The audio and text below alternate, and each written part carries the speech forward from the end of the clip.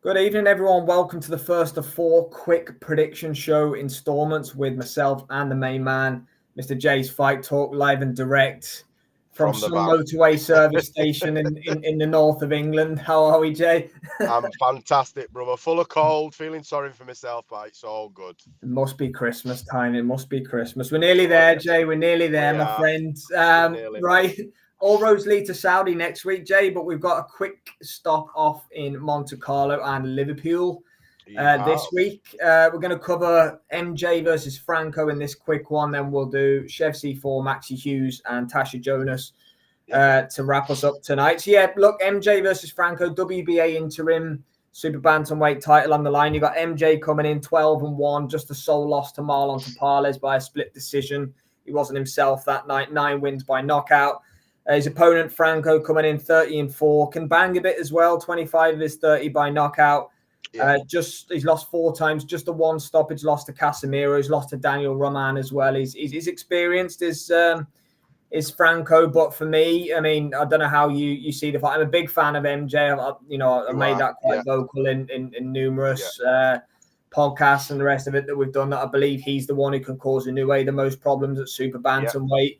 Obviously, there's an interim title on the line here, but I haven't watched a great deal of Franco. But when you look at the names that he's been in with, he has been in at a decent level. He fights mostly in his home country of Mexico, but he's still only 27 years old. He's young enough that he can probably still mount a title run and things like that himself. So it's a big night for him. It's a big scalp if he can get the scalp of Akhmadaliev. But I guess first of all, mate, how do you see things? And we'll get predictions in after that. I mean, I'm hot on MJ as you are. He's fantastic to watch, and I agree with you that potentially he is the real threat. I know there's Nakatani, but I believe that MJ is a threat to them all. Roundabout bantam, super bantam, I just believe that he's the real deal. What I would say about Franco is when you put their records side by side, I know Franco's had significantly more fights, but he's actually boxed in really good company, and he has only really lost at the very highest level. So it's a test for MJ. It's not a walkover. I believe that he is better all round. I believe he's got a stronger jab. I think his feet are slightly quicker. Franco hits very hard though. He can bang. So it'll be an interesting fight. I am interested in it. I were a bit dismissive the first time they mentioned it because I thought, they've just brought him in here as a walkover. Did a little bit more research, and I have actually seen Franco box, but I'd forgotten I'd seen him box when I sort of familiarised myself with his record again. I thought, oh shit, yeah, I remember watching that. And he's put up good efforts and valiant efforts, even in his losses. I think you said he'd only been stopped just the once. Was it Casemiro that stopped him?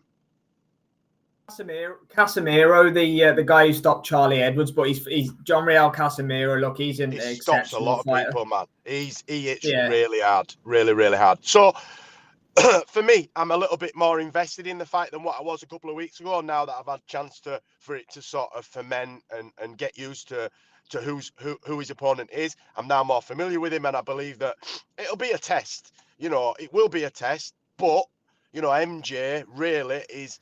There's only a couple of people for me that will beat him or could beat him. I think he beats 90% of people around his weight division, other than a couple of people.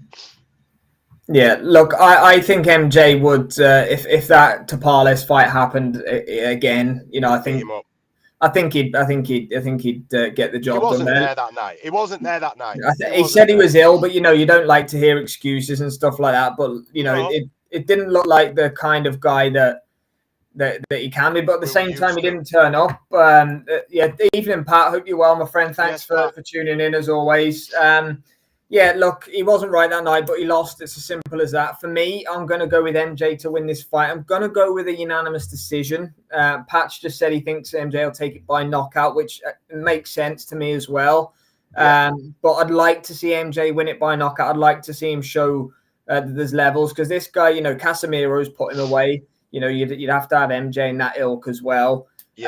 So there is a potential, but I think he'll win it by unanimous decision, if I'm being completely honest about my pick. I don't know about you, mate. I'm going to go for him to win, but I'm going to go, for some reason, I'm thinking round 7. Okay. And I think it'll be body shots that see the finish. I think it's going to start at a really frenetic pace.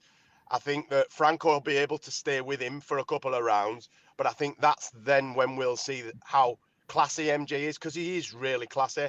And I think he'll start to box at range, but he'll invest in the body.